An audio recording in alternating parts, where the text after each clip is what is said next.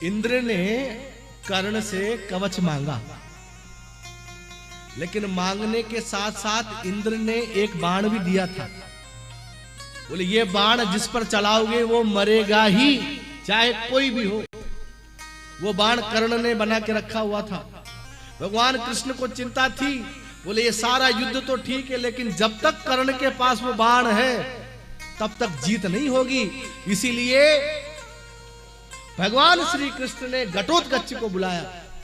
और जब घटोत्कच, महाराज महाभारत का दिन इतना विशाल घटोत्कच है, और घटोत्कच ने दुर्योधन को लक्ष्य बनाया।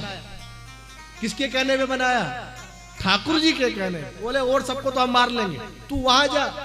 और जब दुर्योधन को मारने लगा घटोत्कच, ऐसे पकड़ लिया ऊपर, तब दुर्योधन ने कर्ण से कहा तेरा मित्र मरने वाला है, वो बाण कब चलाएगा? कर्ण कह रहा मैं बाण नहीं चलाना चाहता, ये बाण केवल मैं अर्जुन के ऊपर चलाऊंगा। दुर्योधन ने कहा अर्जुन तो बाद में रहेगा, मैं ही मर जाऊंगा तो जीत के क्या करेगा? अरे जब मैं ही मर जाऊंगा तो बाण का क्या करेगा? अब तो महाराज इस प्रकार जब वो छटपटाने लगा, तब ठाकुर जी हंसने लगे। बोले अब काम बनने वाला है। कर्ण ने बाण निकाला, वो बाण घटोत्कच के ऊपर लगाया, और लगाने के बाद अब घटना चालू होती है। जैसे ही बाण लगा तो घटोत्कच पांडवों की सेना के ऊपर गिरने वाला था, क्योंकि बाण लगा तो ऐसे। बाण किधर से लगेगा?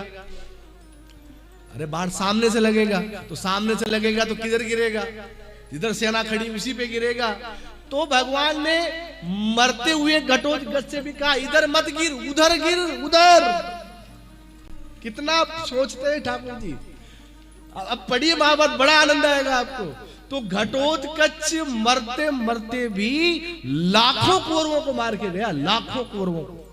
उनके ऊपर धड़ाम से वो गिरा।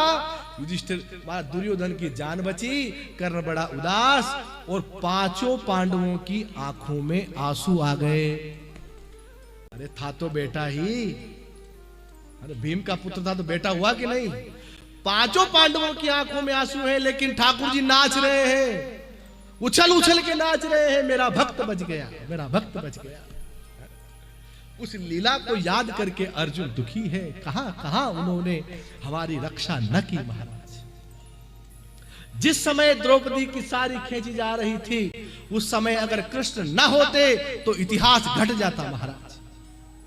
द्रौपदी सबकी तरफ देखती है, हे कृपाचार्य बचाओ, हे भीष्म पितामह बचाओ, हे द्रोणाचार्य बचाओ, हे पांडव बचाओ, लेकिन कोई बचाने न आया। उस समय कृपाचार्य ने एक अंगुली कर दी ऊपर, इशारा किया। और ये इशारा किसकी तरफ था? बोले यहाँ बचाने वाला कोई नहीं है, केवल वो सुदर्शनधारी ही तेरी रक्षा करेगा। और उस समय द्रौपदी ने भगवान कृष्ण को पुकारा।